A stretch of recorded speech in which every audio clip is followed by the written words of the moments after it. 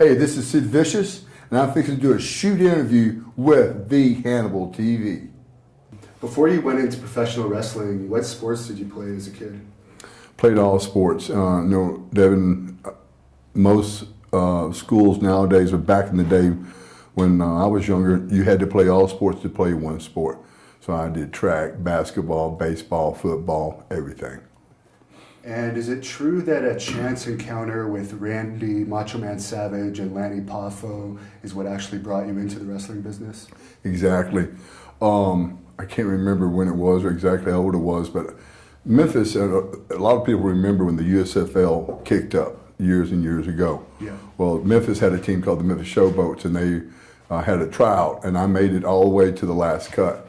So a friend of ours, a doctor friend, said, "You know what we're going to do? We're going to get you a walk-on scholarship at Arkansas State, see if I can't go there for a couple of years, and then try to really make the NFL, because I had really good potential." Well, during that time, my wife was pregnant, and this is when the Memphis territory was really hot. Had everyone, like you just said, Randy Savage, Lanny Poffo, Harley Davidson, which was Hillbilly Jim, just on and on and on. And so they asked me, it's just a strange coincidence. There was a guy in the area who was a promoter for Eddie Bond, and Eddie Bond was a country music singer that also was friends with Lawler. He said, he met me at a Friday's restaurant. He said, "Man, I want you to get in wrestling." And I never really gave the guy another thought, but he kept calling. Took me down to the Coliseum, Mid-South Coliseum, and introduced me to Guy Coffey, who ran everything for Lawler and them. So Randy Savage and those guys at the gym said, "We saw you at the Coliseum a couple weeks ago. Get away from that guy, and we'll get you with somebody that won't put you in the wrong direction." So I weighed it out, had a wife, had a kid coming on the way. They said, "Man, you could be making money right away." And the money was comparable to what I would have made as an offensive lineman in the NFL at the time. So I said, "Hey, let me go for that." And Randy Savage and those guys didn't want to talk me into it. And I'll never forget one of the bits of advice that Hillbilly Jim gave me. He said, "Sid, you're a big guy." He said, "This business is fake." He said, "So don't care about winning and losing." He says, "When they ask me to lose, I go, what do you want me to do? Trip as I'm walking into the ring?" He says, "Because two things. One, you'll get paid, and there's a chance you really might get a future if they trust you." And I took that as one of the things I remembered. And Lanny Poffo is a pretty unusual guy. Do you have any stories about how strange he can be at times? Well, Devin, all the stories are all going to come back to one story, and that's him able to perform oral sex on himself. I can honestly say I never saw it. I did see Virgil do that one time. He actually, Virgil got fired for doing that. He was working the Memphis territory, yeah. And he did it in front of Jarrett, and they fired him right away. So that doesn't always help you. Speaking of Jarrett, what did you think of him? He's very controversial at times. I think Jerry's he also gave me some advice one time that stuck with me. I think he was we all know he was a bad payoff person. There's rumors, whatever about him. But he did have some type of, good input. And I remember I was doing the Lord Humongous character, and I was really green. I didn't even know really how to get heat. When they said get heat, I really didn't really know what that really meant. So they said, "Sid, with this character, when you think you're over-exaggerating, you're probably not exaggerating enough." And that followed me the rest of my life. And if people look at me as Sid Vicious, I was really animated because I was really over-exaggerating. And that sort of helped me out. And is it true one of your very first matches was against Nick Bockwinkel and Jerry Lawler? It was. They brought me in as Lord Humongous. Jerry Lawler had the character gimmick. He had put it on a guy named Mike Starks, which was a strength coach at the time in Memphis, but he was only doing it during his off season. So from my understanding, I never was told the truth, but I think Terry Funk was scheduled to have come in and didn't make it. And so they called me and said, "Hey, would you like to do this?" And I actually got to do the Coliseum and do like a 3-week little loop around the territory that followed. And I'll never forget that. It was me and Austin Idol against Nick Bockwinkel and Jerry Lawler. That's like my first match. And I remember walking to the ring, and I actually worked out with Austin Idol that day. I thought it was really something. But when we was walking to the ring, Austin was going, "Hey man, flex." And I couldn't get my muscles to do anything. That's how nervous I was. Because it was huge crowds back then. Well, it was, but this thing is too, For me, Devin, I guess, I don't even realize, I don't remember being my first WrestleMania. I really, when people, that was WrestleMania. Every day, and I'm not joking when I say this, every day is just another day to me. But it's a serious day. It's not just another day. So every day to me was a serious day. So that was, I don't remember the crowd. People I walked by that I knew, I didn't even see them because you were just so nervous. And it was, again, here it is, your first match, your main event, and from my understanding, which was one of the greatest territories in the country at that time. Yeah, for a number of consecutive sellouts. Right, exactly. How did you get along with Jerry Lawler? Great. We aren't the type of guys who are going to go out and hang out and have dinner together. We had a great business relationship. He always was really, really nice to me, super cool on the front, did things for me that a lot of people, he didn't have to do. Again, he's just a super nice guy to me. And is it true that you were originally considered for the Vader character in New Japan Pro Wrestling? No, what happened on that, what I was considered for and what I'd already been put in place to take over, and that was Bruiser Brody's place. Okay. Actually, it was New Japan. They brought me over 4 weeks early, just to work the dojos and watch tapes of Bruiser Brody. And I did the exact same thing they told me to do. And I went through the audience like King Kong Godzilla. I was beating up, you could, at that time, I don't know if you still can, you could hit, fans with chairs and stuff. Yeah. So that's what I did. It was just like Godzilla. I was running through the fans, beating them up. And the whole gimmick there was, I was main event every night, and Inoki was first match. He had to work himself up to me the last night of the tour. So actually I was there to take Bruiser Brody's place because he had already passed away, and that when it wasn't Vader. And you worked in World Class Championship Wrestling for a while. Was Brody still around at that time, or was that after? It was, I think he was still around a little bit, but this is the thing about World Class. At that particular time, Jarrett and them were buying it out, and they went from World Class to Global, if everybody will remember that story. So when I went down there, it was still World Class. I got to work with Kerry Von Erich, and this is a true story. He did an interview with Pro Wrestling Illustrated with Bill Apter, and he said it, and it was in the magazine. It was the toughest opponent I ever had. And believe it or not, that little thing like that got to Jim Barnett, and some pictures Bill Apter took of me. And I was in Japan, matter of fact, when they saw the pictures when I came back, this is when I got my job with them. Okay. And how were the Von Erichs? Did they have their problems back then? This is the thing is, Kerry Von Erich was one of the most one of the nicest people you ever met in your life, and a gentleman, okay?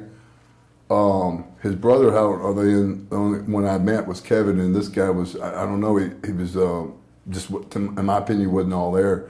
He didn't have a lot to say and stuff like that. Now, I realized too, with Kerry, we know Kerry had his problems, his demons at that time. This is a true story, and I hate even saying this, but I remember the first time I met him, this is before we actually worked together, it was at TV in Memphis, and he looked at me, came to me and says, "Hey man, Kerry Von Erich." I said, "Sid Vicious." He goes, "You and I are going to make some money one day." He goes, "You know what the dressing room is?" And I told him.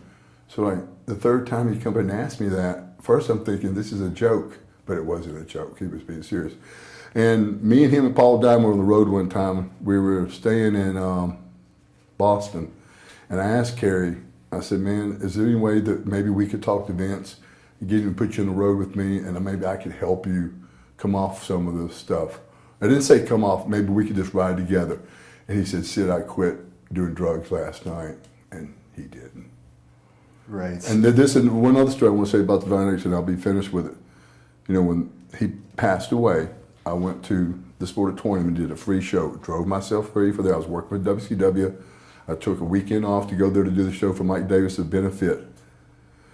This is a true story. This is what I know everybody was there knew what happened. Well, again, I drove myself there, paid my own room, and working for free. And Kevin Von Erich and his father held the show up for $2,000.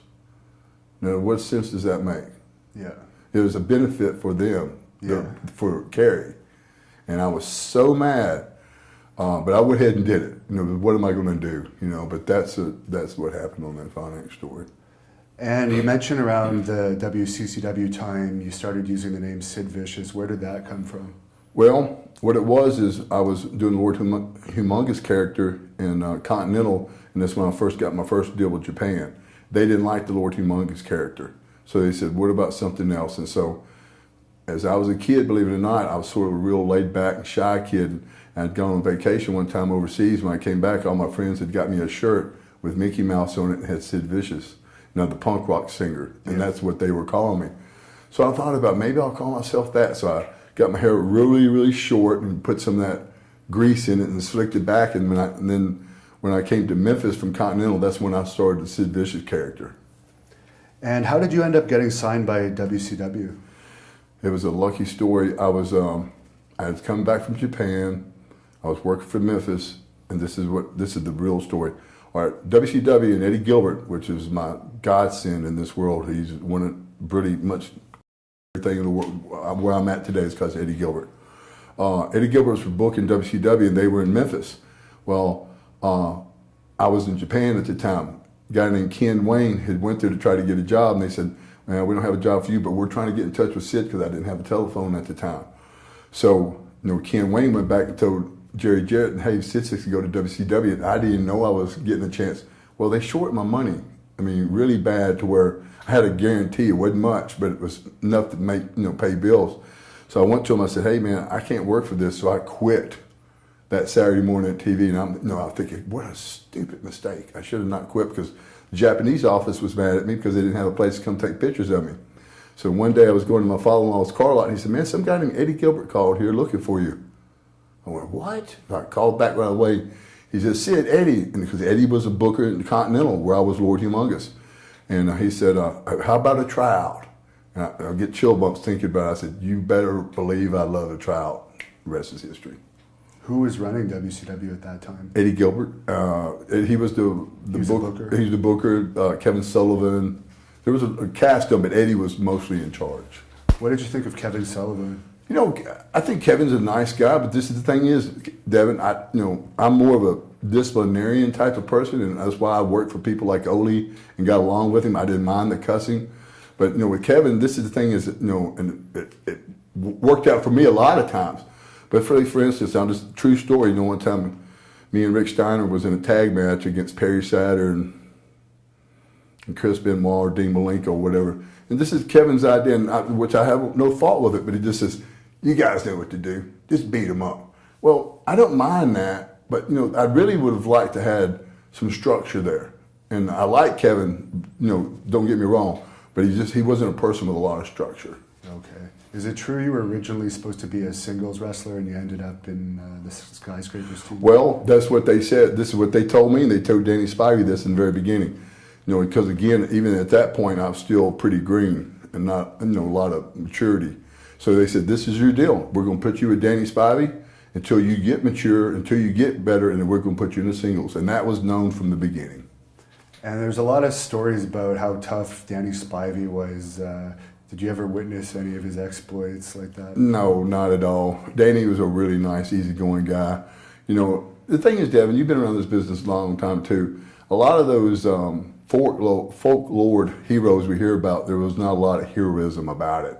And probably the reputation wasn't warranted either. There wasn't a lot of reputation. And I don't know if Danny beat anybody up to have gotten the reputation to be the tough guy that everybody thought he was. And you had Teddy Long as your manager as the Skyscrapers. How was that? And what did you think of him getting in the WWE Hall of Fame this year? Teddy, of course, I like Teddy. He was back then you got to realize, I was not a very good talker at the time. It was great to have someone to do the talking for you. As Lord Humongous, I didn't do any talking. Bruno was my manager during that run. And so it was great, that was still funny stuff. They called him the Peanut Head. And we were still having fun. And two, I realized at the time that this doesn't really count. I'm just getting myself ready for my future. So I didn't want a manager, but it was okay to have it. And are you surprised that they put him in the WWE Hall of Fame before you? Well, no, and I'm going to tell you why. Because they also put the Rock and Roll Express in there this year. And I didn't see that, but I heard that they both were so coked out of their minds that they couldn't even talk or look over on a piece of paper.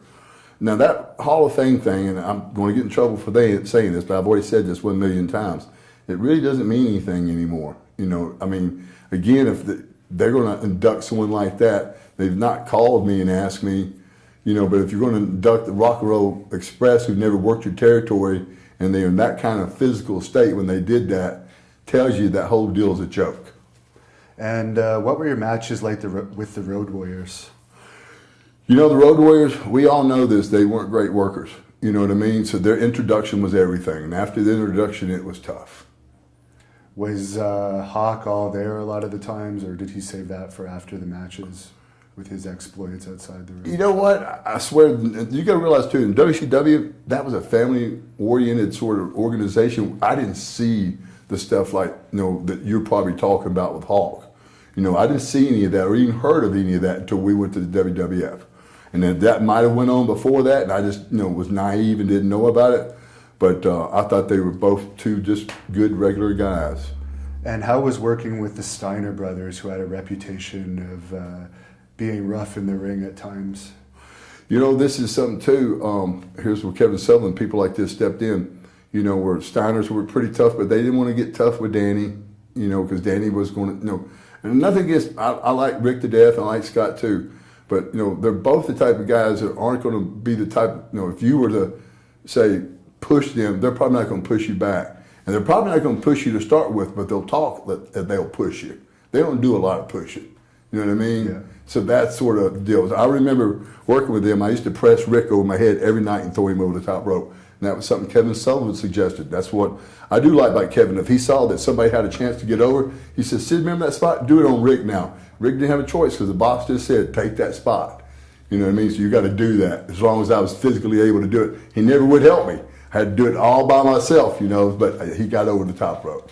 And they were known for being pretty brutal with the job guys, but the job guys in WCW were pretty horrible also Yes. sometimes. What were your experiences like working with those type of wrestling? This is the thing is, David, you got to realize it was me, it was Vader, it was Stan Hansen, it was Steve Williams, it was the Steiners. I mean, and we all were sending people to the hospital on TV nights. I mean, that's not funny to talk about, but it was that physical. So we were all in a contest to see who could hurt these guys the worst. And that's unfortunate, but that, and of course that happens. And when did the power bomb start becoming a regular part of your repertoire? You know what it was? It's a true story. Before I went down to Continental and was doing the Lord Humongous character, I was working with a guy named David. His wrestling name was Motley.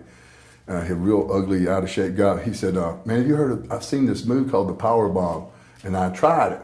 But now when I got down to Continental, they had me doing the Cobra Clutch or the Sinin Shimaki.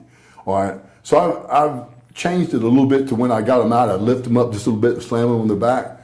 And the first night I used it was in Birmingham at the Botwell Auditorium. Eddie Gilbert was the booker at the time. And I remember powerbombing somebody the first time. I heard someone in the front row say, that guy's dead. And I stuck with it. And whose idea was it to pair you up with the Four Horsemen? You know what? I'm sure that was just, Odie was the booker. And I'm sure that was his idea. How did you feel about being put with a group that had had so much success in previous years? Well, it was like, you know, for me it was a big, you know, pat on the back. Here I am with the Four Horsemen. You know, Arn, one of the best finish men in the business. You know, Flair, Barry Windham, and myself. I thought that you know, growing up watching wrestling, the Four Horsemen was the deal, and I felt like at that point I had become the deal too. Did you get along with the other members of the group? Yes, to a degree. Now, like for instance, and this is what happens when you're young like this, and you know, I don't know why, but like when we get in a situation where we'd all tag up with matches, you know, have a 4-way or a 3-way or a regular tag. You know, Flair or Barry would never give me. They sit there and come up with spots for everybody, but they'd never come up one for me. And of course, being green, you don't want to stand up and go, "Hey, I want to do this." I wasn't going to do that at the time. The first person that always included me was Arn. He said, "Sid, why don't you do this with this guy?" So I got my stuff in most of the time through the Four Horsemen by Arn's coaching. And one of the things you're most remembered for at that time was your feud with RoboCop. What were your thoughts on all that? I'm going to tell you something. Honestly, I don't remember. The RoboCop came in. I remember taking my kid to the show, and I think there was some type of malfunction with him that night at the pay-per-view. He didn't really do very much, so it wasn't very much. And you went away and for a while, I think, due to an injury, and your first match back was a 26-second loss to Lex Luger. Yeah. I know you explained this to me on the phone a bit, but do you want to just clear that up on Okay, camera? this is what happened. I had lung surgery. That's where they went in and cut away part of my lung and sewed me back up, and I lost a tremendous amount of weight. That was from a match with the Steiners, I guess? Well, what it really wasn't a match with the Steiners. What it was a match with the Steiners, but Doom had come running in too, and there were some chair shots, and no one really knows really where the whole presented itself, showed up. I just know when I went home on that, when I tried to go back on the road, I was passing out at the airport, so I came back home and I had a collapsed lung. So during that collapsed lung thing, I came back and they said, no, you still don't look yourself. Why don't you go back home and put some more weight back on? So I did that. Well, and I told you, and everybody knows the story, I play a lot of softball. So I'm just, I'm working out twice a day, and I'm running every day, and I'm eating. But in the evening times, I'm playing some softball, but I'm not playing the field, just DHing. So I get a call from Ole. He said, what in the F are you doing? I said, what are you talking about? He goes, everybody says you're out there, playing softball on WCW's money. I said, you guys sent me home. I'm working out. Softball is just a hobby. He said, well, your punishment is you're going to come back, you're going to do a job for Lex within 30 seconds, and I'm going to be in your corner. I said, now, and I told you, I said, you guys have paid me 8 months and a great deal of money. I'm not going to worry about that 30-second job. So that's what my punishment is for doing what I was told to do. I'm getting paid, and that didn't bother me one bit. How did you like Lex Luger as a person? Lex is always, guys, he's not a very friendly person. He's not very personable. He likes to be to himself. He rode by himself a lot. But I will say this, he's honest about that. Always was, is that he didn't really like a lot of people. But I remember one time we were working the Mid-South Coliseum, and I didn't ask this. He sent word to me that he wanted to put me over in my hometown, which, a lot of people wouldn't do that. So, I think when it came down to it, he wasn't that bad of a person. And what are your memories of working with Sting at that time? Sting was awesome, man. He was, me and Sting talked one time, and he said, Sid, I'm not an idealist like you, but he said, I work well with people who do have good ideas, and we had some really good matches. Just one little incident, one time we were in, I think everybody remembers I used to do a nip-up spot, and it was usually out of the head scissors. And I'd nip up, and then I'd catch a guy with a choke slam or something like that, and he'd always get a good reaction. It was in Jacksonville, Florida. I'll never forget it. So I come back, and there were some guys, and I think the Steiners were in the dressing room, and they were, pushing Sting to sort of say, hey, Sid's burying you. And I said, and I come in, and Sting goes, hey, man, you're burying me. And I said, no, Steve, I'm not burying you. I said, we do that spot all the time. I said, what's happened is you let these guys get in your ass, and now they're making you feel bad about that. So don't let these guys get you beat up. And then they all heard that, and they all changed their opinion. Is it true you were originally supposed to take the title off of Sting at Halloween Havoc? This is the thing I did for 30 seconds. Now, this is the thing, now, again, I guess is why it's easy, for like a lot of bookers would, say that Sid's a good guy to have working for, because I don't ask questions. This is when they only did 4 pay-per-views a year, and I was told at the Clash of Champions, Sid, you're going to be the next world champion. So every one of your interviews, you say you're going to be the next world champion. Well, that's what I did for 3 months. And then when it came down to that night at Chicago at the UIC Pavilion Center in Chicago, they said, okay, this is what's going to happen. You're going to get your heat. Steve's going to make a little comeback, stop him, throw him through the ropes. He's going to go through the back door. I think I might put him through the back door. And then you go back to the ring. He's going to come back to the ring holding his head. You roll him up, 1, 2, 3. I said, okay. So we went through that whole thing. As he comes back, it's actually Barry Windham. I didn't know what was going on, so I rolled him up, 1, 2, 3. He said, don't worry about it, kid, or something like that. So I rolled him up, didn't think nothing about it. I didn't know the rest of the finish. I don't think this was supposed to have been there. I think I was supposed to have won the belt. But I think Flair and a lot of people raised so much shit about it, me being too young for the position. So, like I said, I know the crowd's going crazy. The referees in the ring grabbing the bell in my hand, saying, take the Stinger Splash. I never knew anything about that part of the finish. But when I look back on it, Devin, that was probably my most memorable match. Because I feel like when you can fool me, you had to fool the people. Now, if it was just me, I enjoyed that. I don't know if people understand that or not. Was Flair nice with you to your face at that time? Always. You would just hear it through the grapevine. Grapevines, exactly. This is what Flair, for instance, I remember the first time I worked with him in Columbus, Georgia. This is what you know when someone's full of shit. He says, I don't know what to do with you. You're too big. I went, Okay. So I said, if you're going to use that excuse, I'm going to remember that when we get out there. And we did. I got out there and I just beat the shit out of him. You know, I said, you're not going to do this to me like you do it to other people. So I took him out through the crowd and I just pummeled him. And what was it like wrestling Giant Gonzalez in WCW? It was, thank God I only had to do it one time. But see, that was on my way out. Yeah. I was finishing up, you know, to go to WWF. Okay. And that's why I was doing that.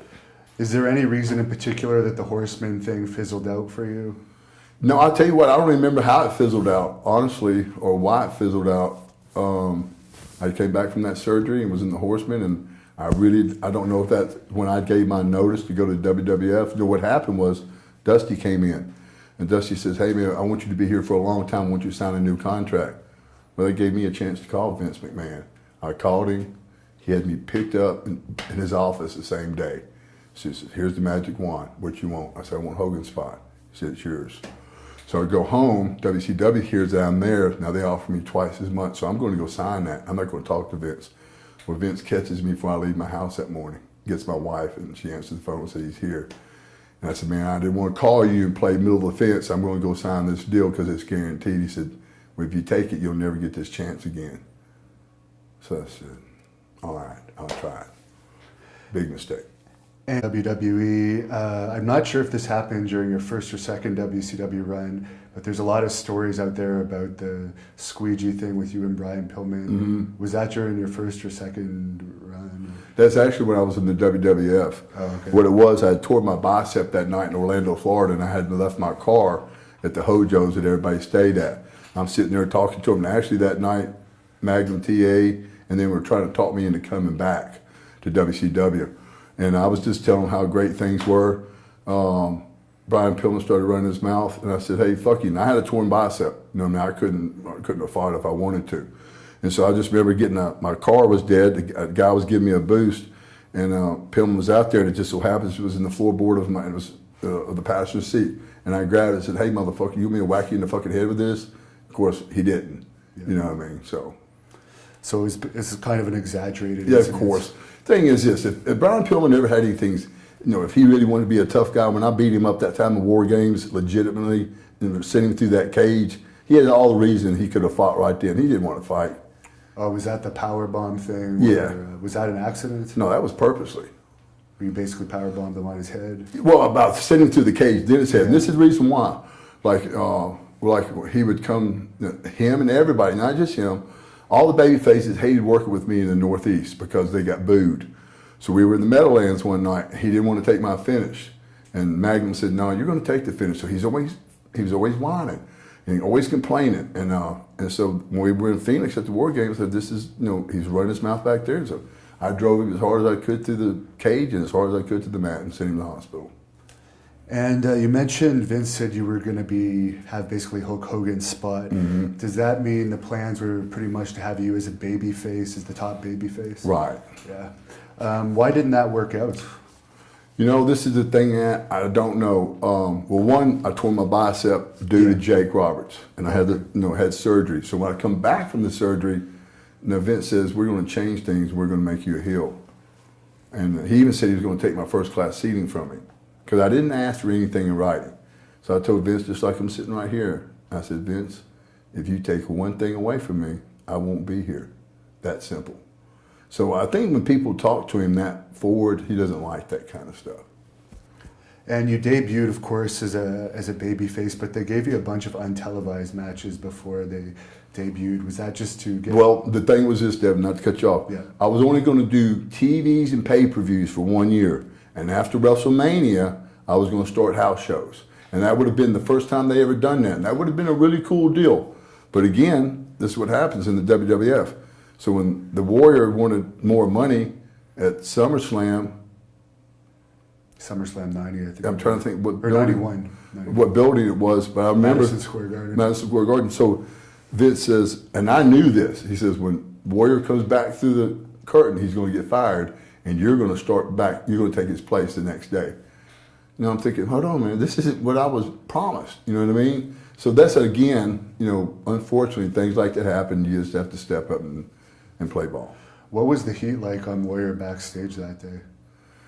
You know what? Honestly, I don't remember. It happened so quick. When I got back there, he was already gone. You know. You ended up having some matches with him too when he returned. That's when I quit. Yeah. And this is what happened. This is the thing was. All right, so after Warrior comes back, that's when Vince says, we're going to make you the biggest heel this business has ever seen. I've got an idea what being a heel is, okay? So the very first night was in Baltimore. I was working with the Warrior, and this was the things that the agent said, clothesline, clothesline. The Warrior was telling me this, clothesline. Get up, shake the ropes, and clothesline, clothesline. I said, no, Jim, this is how it's going to work. You'll come in, I'll stop you, duck my clothesline, you give me one, and then I'll powder. You know what I mean? So then the finish was, I was the powerbomb kick, he was going to kick out, we was going to go into a DQ or something. So I told the agents right then, I said, now, if he kicks out of this tonight, you better have, I know they had phones. I said, you better get in touch with Vince. Because if we get the same finish tomorrow night will be my last night. Just that clear. And the next night was the Boston Gardens. So they came back to me. I said, guys, I told you clearly yesterday, if this is the same finish, now I'm going to do this match and this finish tonight, but don't call me tomorrow because you're not going to get me. And that's what happened.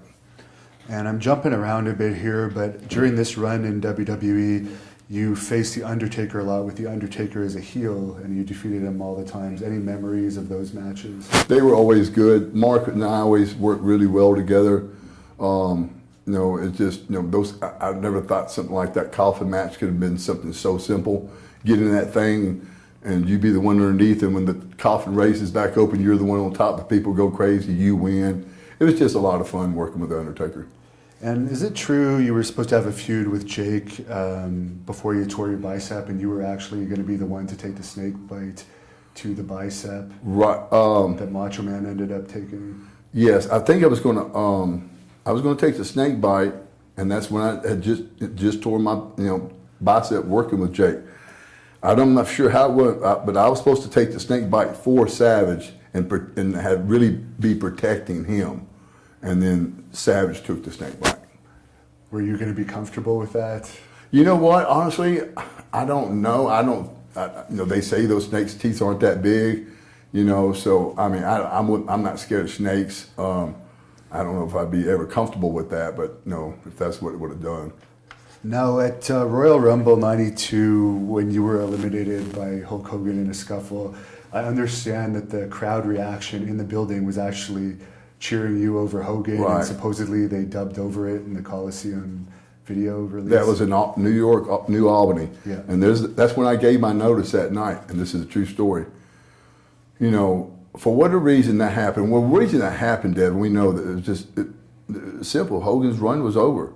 And it wasn't that I was any better than him, it's just I was a new face, and I was better than him.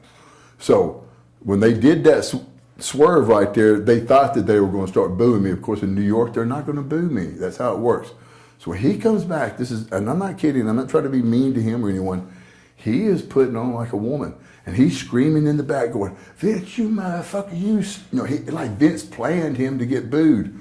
And so this and that, and I went to Vince's office, I said, Vince, I can't work in a place where a grown man acts like this.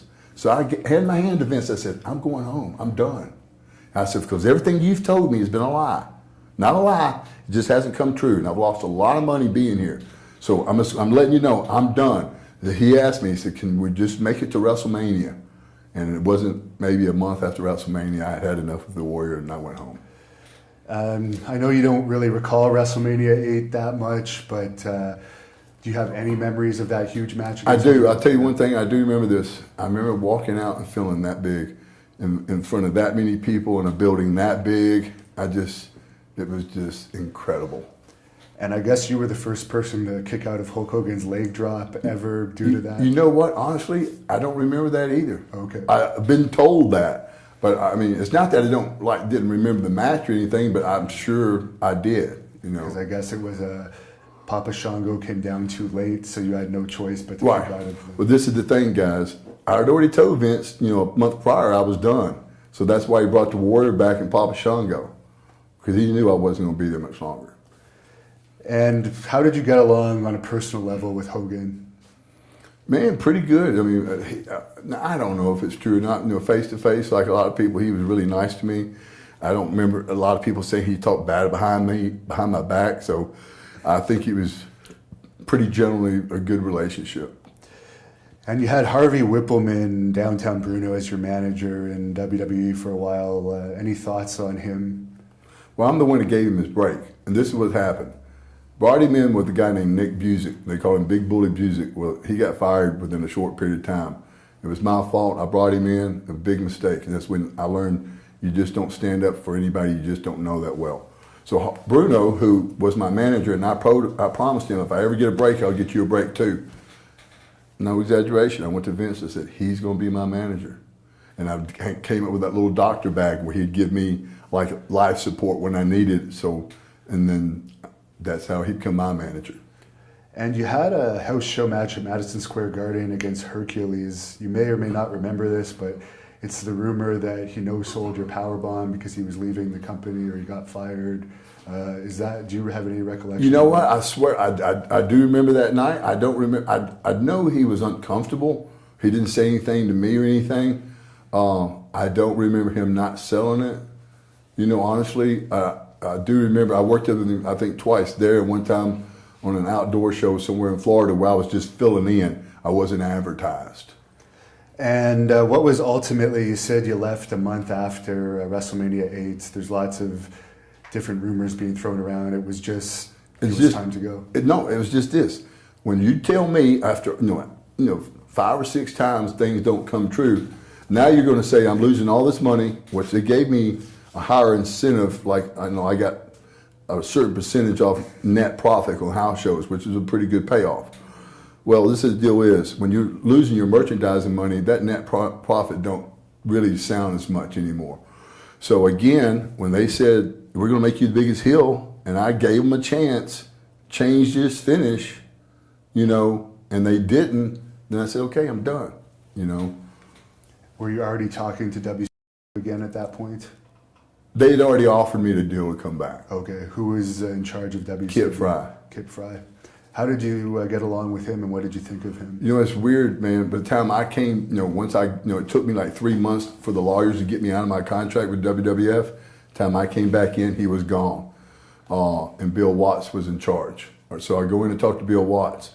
Bill Watts actually offers me a position on the booking committee.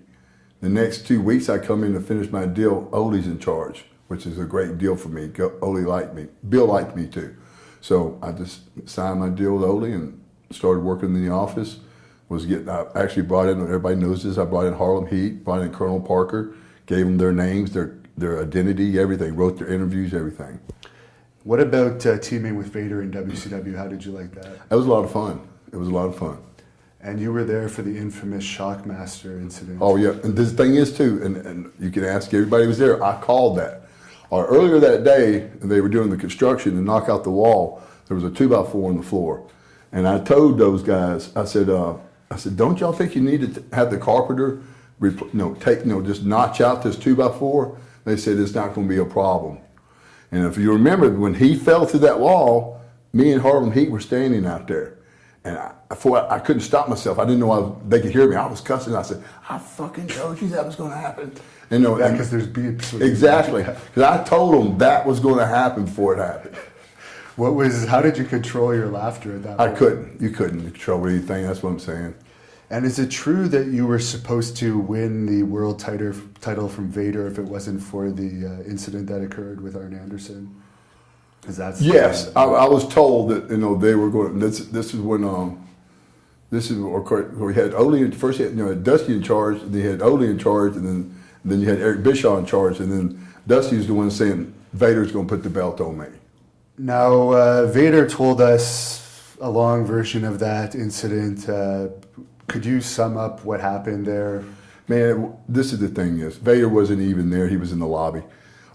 He claimed he basically stuck his thumb inside you. He might have. I doubt that too. I don't remember that. I don't really remember because it happened so fast.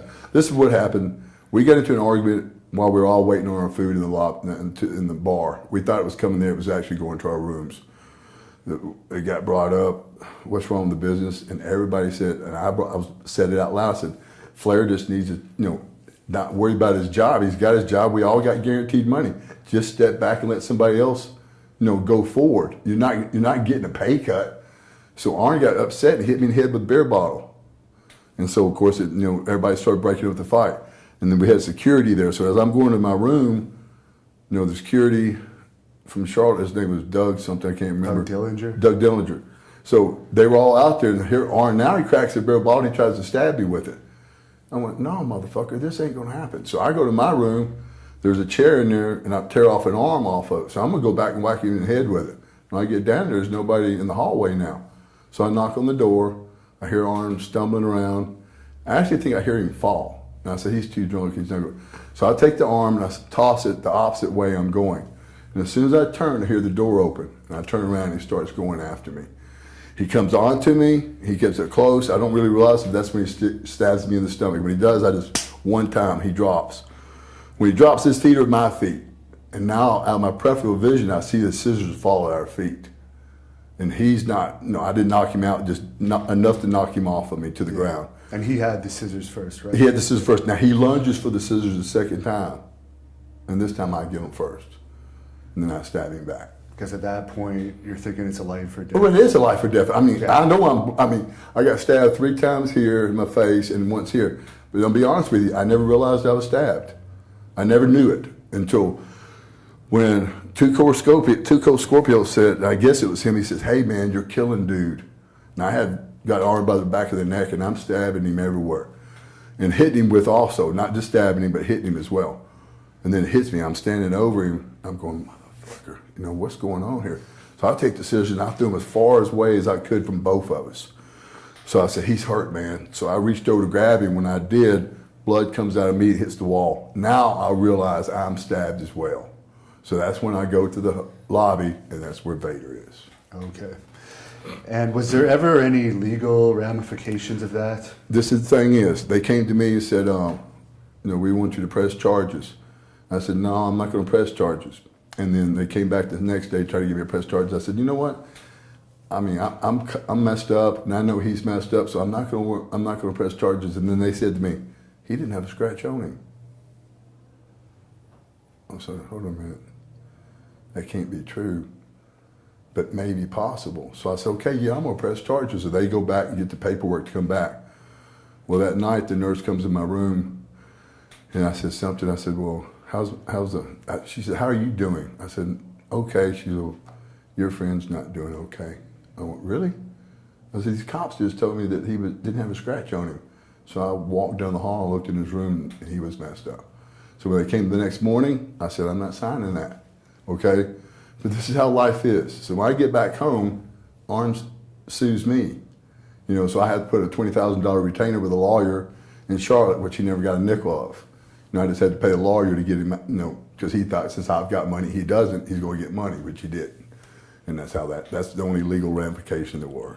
Right, because one of the things Vader mentioned was Arn never thanked him because Vader claimed that he stopped the bleeding with his thumb, and he said he basically, in his opinion, saved Arn from a murder charge. It could have been. I mean, I was bleeding pretty good. They had to do exploratory surgery. The good thing about it, though, Devin, that wouldn't have happened. I wasn't bleeding from any organ inside. I wouldn't have bled to death. Now, was it just politics why you were the one that was let go out of that situation? No, this is what happened. I went into the office with this is what started the fight. Right before we go overseas, Eric Bischoff comes to me and says, we understand, I never signed a contract there while Ole was boss. Now, when Eric took over, I was still getting paid on my original contract, but when I was to work with Vader for the World Championship, that my year would have been up and I would have got to ask for more money. So, this is true. The true story. So Eric's talking to me and said, you're not under contract. I said, yeah, I know. Now, I knew it, but I didn't think it meant that much. So he goes, well, we need to get you under contract, but not what I'm getting paid now. He said, well, what do you want? And I told him, he said, no, we're not going to give that to you. I said, well, then I'm not going to be here any longer. So he goes, okay, well, we'll give it to you. So he gave it to me. I signed it. We went overseas, and that's really what the argument was about. I just got a big pay increase. So what was the question again? What led to you being the okay, so when after the fight, and we came back home, and I healed up a little bit, me and my lawyer, Bill not Bill Apter, Bill Efert out of Memphis. He went with me there. And this is what they told me in the office that day. If I would be willing to go back to my original pay, I could keep my job. And I said, no. And that's why I lost my job. It wasn't because of what I did. It's because I wouldn't take a pay cut. Right. So you just wrestled for USWA for a couple years after that. About a year or so. Any memories of your matches with Lawler and Dr. Death at that time? No, not really. Just kind of collecting Just payoffs. collecting here and payoffs. there. Now, was it Shawn and Kevin Nash that put in a good word for you to go back to WWE? No, I think it was Lawler. What it was is this. All right, Vince was, and I'm sure he was testing the water. Business for them was horrible at the time. He'd send people into Memphis to work just with me, and I know that's what he was doing, to see what it was working. And every time he sent someone in, we sold the Coliseum out, and they couldn't sell out anywhere.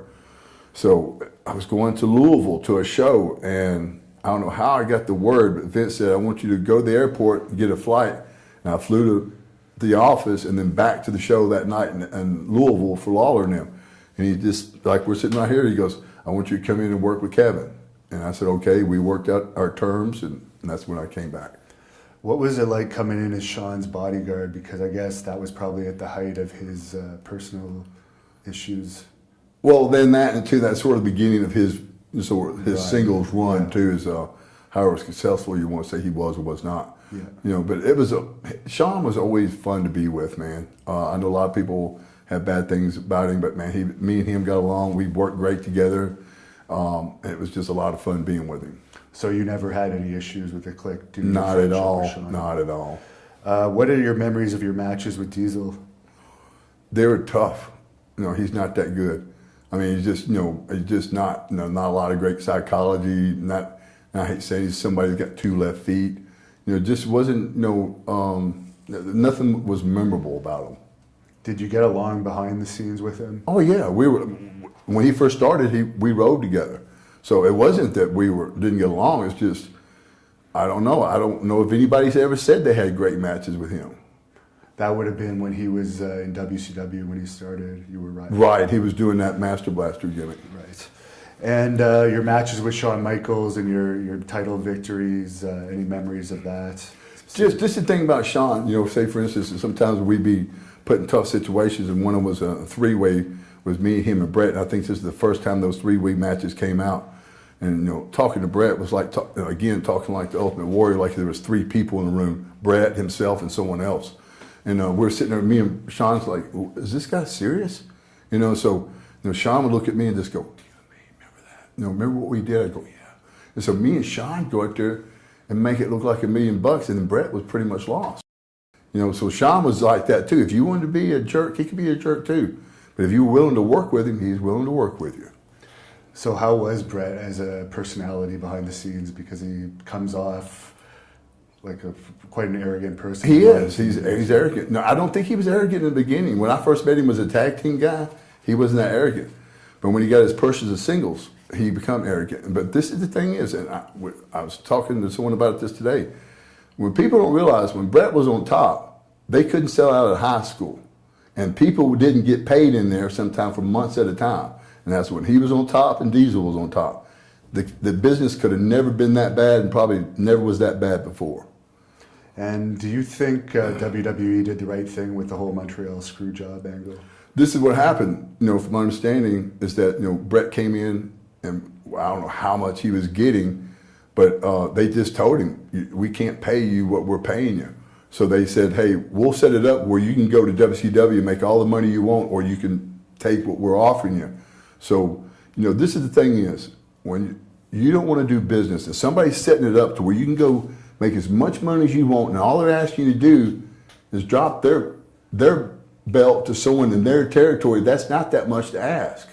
So if from my understanding, he didn't want to do it and wasn't going to do it, and then finally they set it up where they had to do it, Now, you suffered a neck injury during this run, and then you ended up coming back as the Ultimate Warrior's replacement.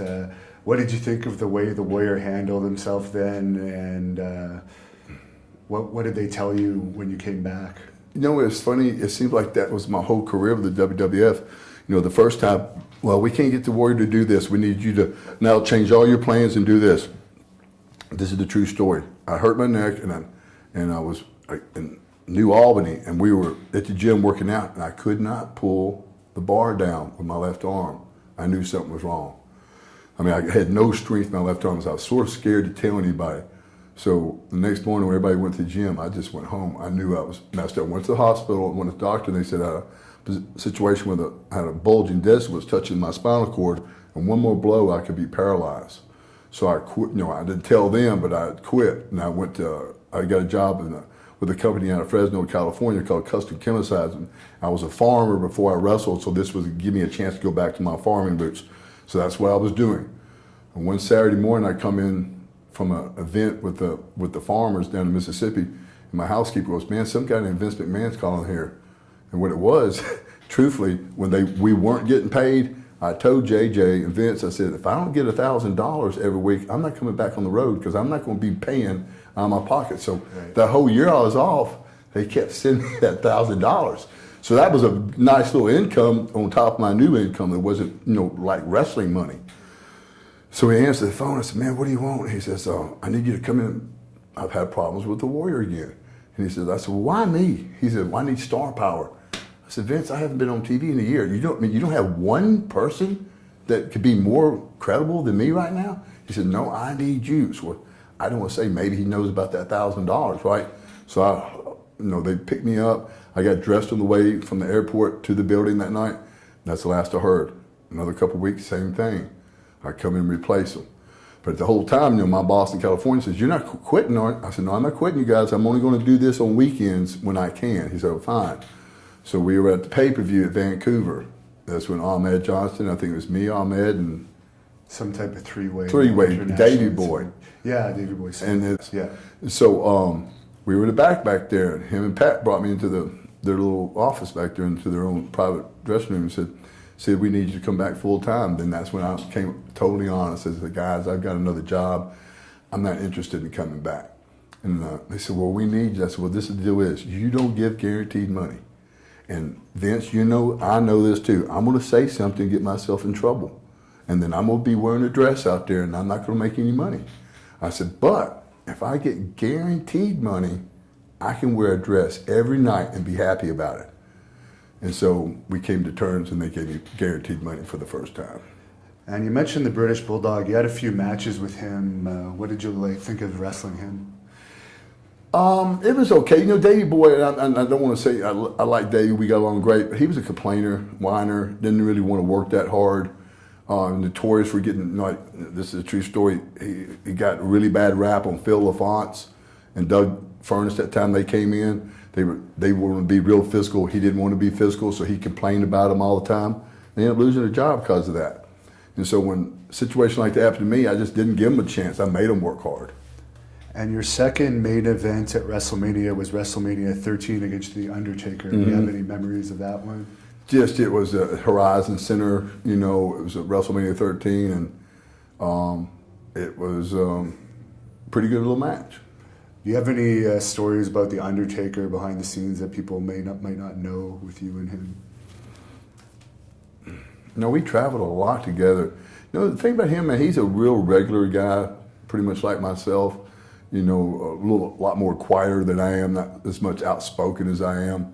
But just, we know he's a company man, and he does the right things. And you had a couple matches against Vader. What was that like? I'll be honest with you, I don't really remember them. And the famous Alamo Dome match against Shawn Michaels, is that just mixed in, or? Well, this is what happened there, guys. Okay, this is what, we, at SummerSlam, it was actually about 2 or 3 weeks before SummerSlam at the Madison Square Garden, and it was going to be Vader and Shawn. Well, I was working with Vader in the singles at the Gardens before that pay-per-view. And as we came through, and I'm not trying to pat myself on the back, but those people went crazy, and all we did was a wrist lock, and that's the truth. When we came back, I saw Vince, and he looked at me like he hated me. But I knew right then what had changed. They were going to make me the champ.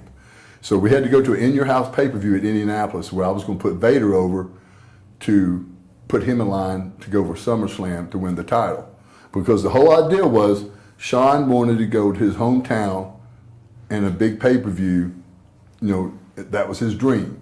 So that's what he wanted to do. So when we got to In Your House, they brought me over to the side like it's a big secret and said, and I already told Bob Holly and I told a couple other guys, I believe this is what's going to happen. So they brought me into the locker room and they said, Sid, tonight you're going to go over. I said, I told everybody that 2 months ago. I already knew that. I already felt like that, right? So the whole deal was this. So when I went over Sean at SummerSlam, every night was sold out after that once I got the belt. So we was at the Nappy convention, and that particular year, this WWF was putting off a room about this big. WCW had this huge thing down the floor because that's when NWO was really hot. Well, now our territory is kicking up. So I asked Vince up there that day, I said, with the business being this good now, are you going to take this belt off me? He said, yeah, I'm going to take it off of you at the Alamo Dome, then we're going to put it back on you at the Monday Night Raw. Because, Sean wasn't drawing like that. So after Sean lost, remember, he retired.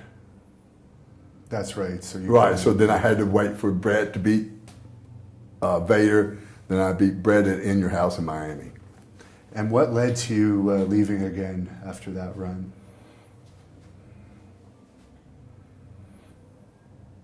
The car wreck. In Ottawa, yeah. I broke my neck, and then that was pretty much it. Yeah, I remember that one. Because I was actually in the crowd for that, and the whole crowd was chanting Sid, Sid, Sid. Really? I thought it was like some type of joke. No, it was real. It was And during your time away from WWE, you worked for ECW, which a lot of people remember fondly. How did that come about, and what did you think of Paul Heyman? I thought Paul, and I knew Paul from back in the days at Continental. He was he worked there for Eddie as well. It was every night there was just like a night off. It was a lot of fun. The crowds were so easy. I didn't ever remember a place you could actually snot a fan's face and they asked you to do it again. So that was like that. And I've heard RVD say in interviews that you guys used to hang out a lot in ECW. Do you have any stories about him from your time there? Well, again, Rod was, for a reason when I went there was a lot of jealousy, follows me wherever I go. A lot of people were, not really talking to me and stuff like that, but he was one of the few that really was open and really nice to me and, just, welcomed me with arms, and said, and a few people there did, because when I was there, guys, they sold a lot of tickets. And maybe the first time they ever sold that many tickets. And you were over with the crowd, which surprised some because you were the stereotypical WWE wrestler in ECW. Right. And but then that's what gave me my big deal at WCW too. And you had a feud with the Dudley boys there who went on to be big stars. Do you have any memories of that feud? Not really. This the thing is, they had that set up where I think they didn't really want me to know what was going on. So everything was just like a little spot for me to come in and do something, and then something for them to sort of get their stuff back without me maybe not knowing about it. But I don't really remember being a feud with the Dudleys.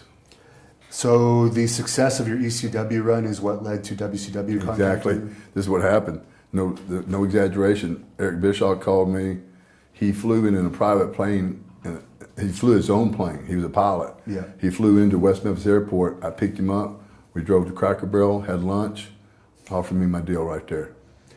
I forgot to ask you about this because I guess he was there for your first run too. What did you think of Eric Bischoff? Eric is one. This is sort of, a lot of people think I'm stupid to say this. Eric is one of the smarter people in this business. And the reason I say this is he knew his weaknesses. For instance, he wasn't great at a lot of things. So he put people that were pretty good in positions to do good things. And then two, he had all the money in the world under Ted Turner.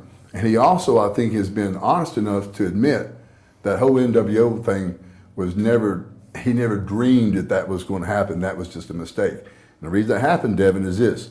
When you pretend to take someone from another territory and bring them to another existing territory, that's heat, okay? But what happens when that thing runs its course, you're left with nothing but baby faces. You don't have any heels. So when that thing died, and I predicted this, it fell. And when they fell, they sold out. And you were paired with Randy Savage when you returned to WCW. What was that like? It was pretty cool. At this time, Randy, I don't know, maybe living his character too much all the time. I never forget one time, we'd been up all night at Monday Nitro, and then we was doing some vignette where Randy was getting Gorgeous George back from Kevin Nash. Now it went to like 4 or 5 in the morning, so I'm getting taken from this shooting on site to my rental car, which is now at 6 in the morning. I'm just going to get to the airport just to get home, and this is my memory of it. So Randy's saying, "Hey baby, come over here." She goes, "Randy, don't start that." "Oh, what is it? You with Kevin Nash? You really love Kevin Nash, Big Sexy?" And I was thinking, oh, come on, not at 5 in the morning. I don't want to hear a fake love quarrel, you know. But Randy, I think at that point was living Randy Savage too much. Why do you think he died so young? Just a combination of a lot of things. That's something, Devin, I'm not a doctor. I can't tell you, but it could run in his family. Devin, this is the thing is, there's a lot of people died, similar causes. A lot of them just in their sleep. Unfortunately, I think he was leaving a red light or driving. Yeah. But still, there's these cases of people's hearts stopping, for no reason, either when they're asleep or when they're driving or whatever. And there's been so many of them, Devin, and if you would count them up, and this would have been in any other business, baseball, football, anything else, it'd be a congressional act right now about this. But there's not, because this is a carnival. That's why. And you had a feud with Goldberg in WCW when Goldberg was at his peak. What was that like? It was a lot of fun because it was easy. It was a night off. He was over like you can't believe. When you're working with a baby face as a heel, it makes it easy for you. But and I like Bill a lot. But this is the thing is, I think that's why That's why he had such a short run in the WWF the first time. I was riding with him to the Palace in Detroit, and I'll never forget, he said, "Sid, if I could just go another year without anybody kicking out of my jackhammer, I'll be okay." I want to say, Bill, no. If you can find somebody that can kick out of your jackhammer, then you're going to draw money. He didn't see it like that. And Bill's a great guy and everything, but I think he was so much a kid at heart that sort of was his downfall. And are you surprised that his recent WWE run was so successful? No, I'm not surprised at all because he left when he was still over. You know what I mean? And I guess for whatever reason, why they did that was already a big deal because of the toy deal. So, and I think, not to cut you off, I'm surprised that they didn't do more of it. But why do you think they didn't? I guess because he was paying him a lot of money. No, not able to do it.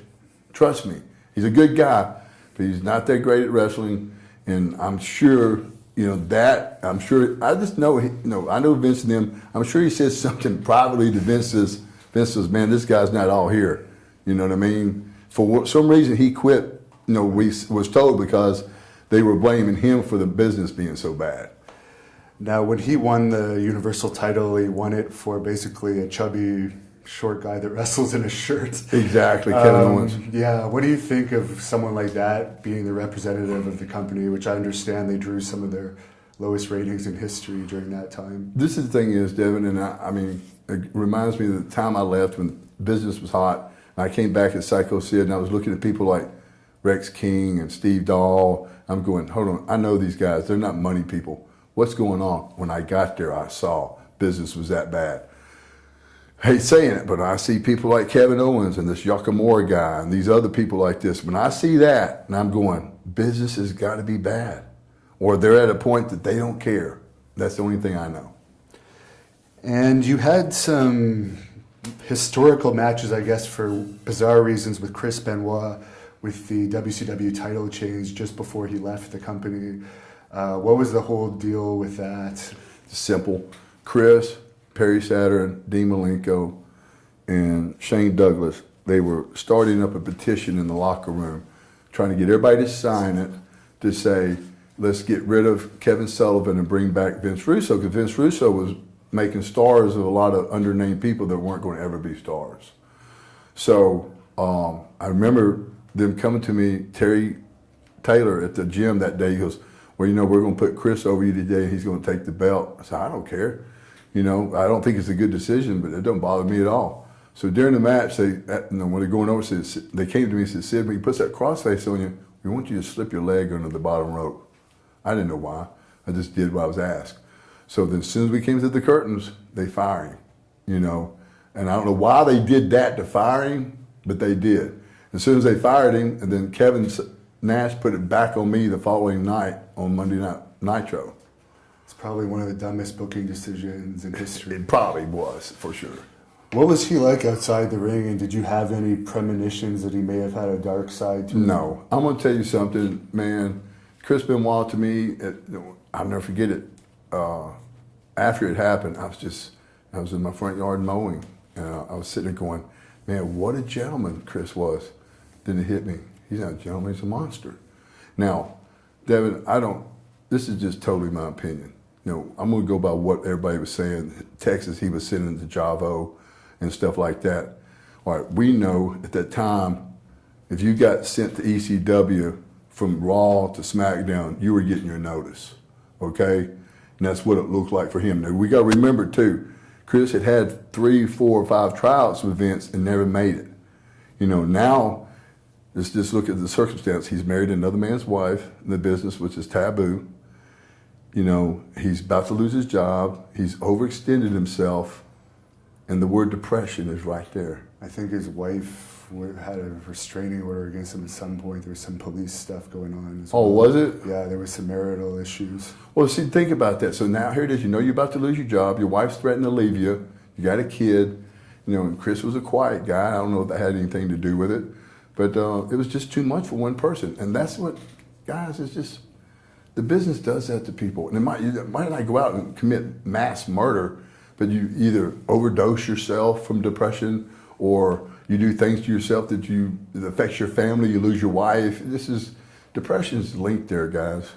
The killing of the child is probably the worst thing that happened there. Not to say the killing of the wife was forgivable. No, both were horrible.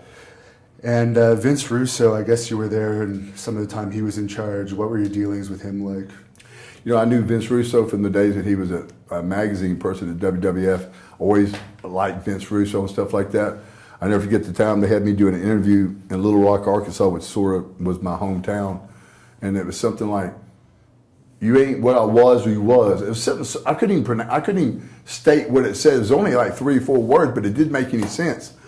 Excuse me. And when I did it in front of everybody, I get people calling me today, what was it you said? Well, I was told to say that. And again, Vince Russo, Ed Ferrara and them, if you were there, you would have had to swear to I swore to myself that this was sabotage, that nobody could have been that stupid, that dumb. I mean, I still believe it was. And you worked with Jeff Jarrett a little bit in WCW. Any thoughts on that? He's horrible. He's not that great of a worker. He's I don't know, not a great deal of psychology.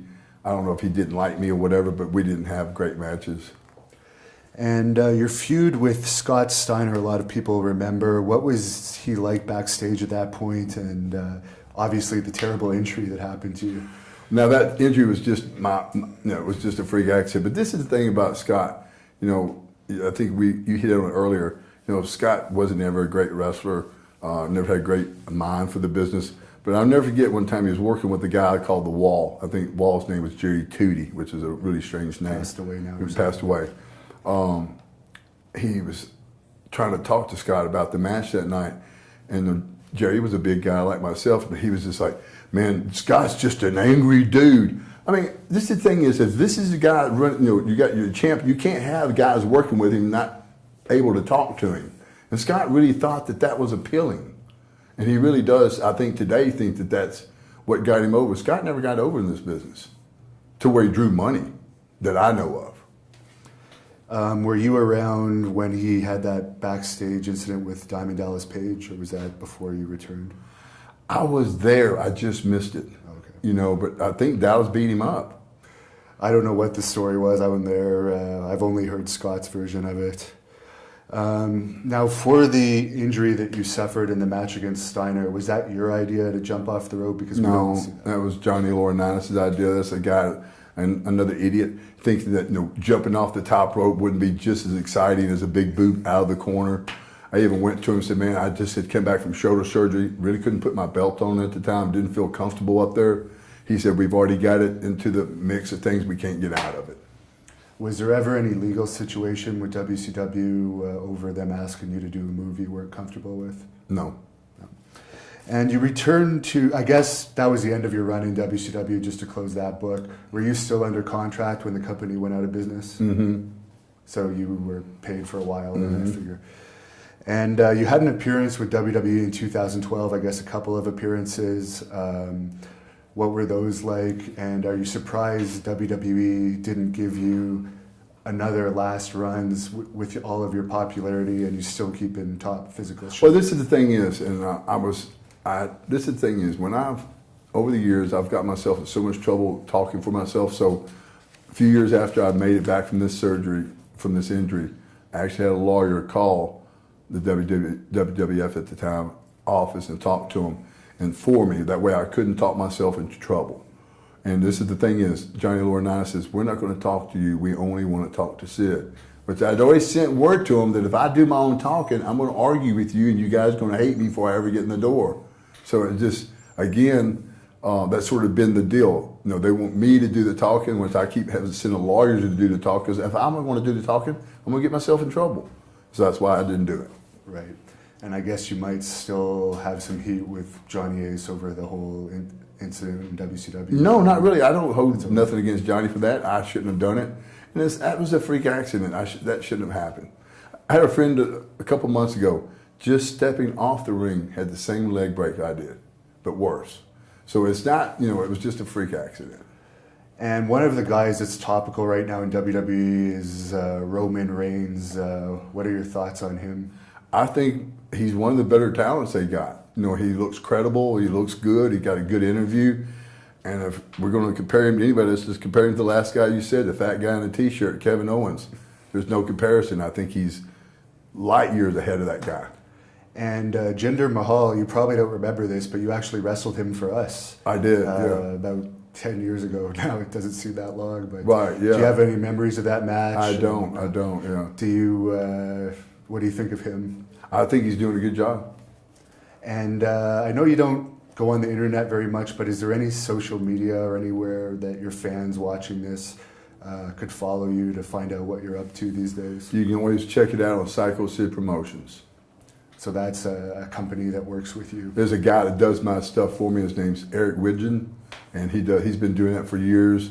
And we correspond maybe once a week just to see what's going on. He does his own thing there.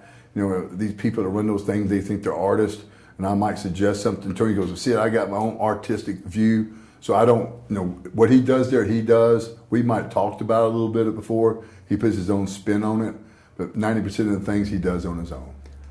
And do you think you'll ever have any more matches for WWE, or are you pretty much happy with your landscaping company now? And well, that's doing really good. I think I told you the other day, I've got a great idea that I'm trying to present to them. Again, I was supposed to, I talked to one of the guys named Scott Amon in the office, and he said, well, you need to talk to Mark Carano, and they wanted me to drive to Nashville and meet with them when they were doing TVs a few weeks there.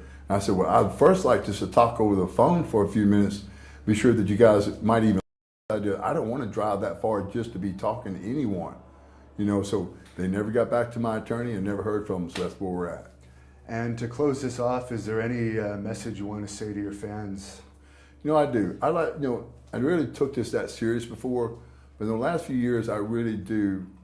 Some of the things I might not want to participate in before, I will participate in some things in the future if I'm asked to, just because of the fans. And I want the fans to know that if there's any one thing out there that means the most to me is the fans. And that's what I really care about. All right. Thank you very much for this, and good luck in your match tonight. All right. Thank you.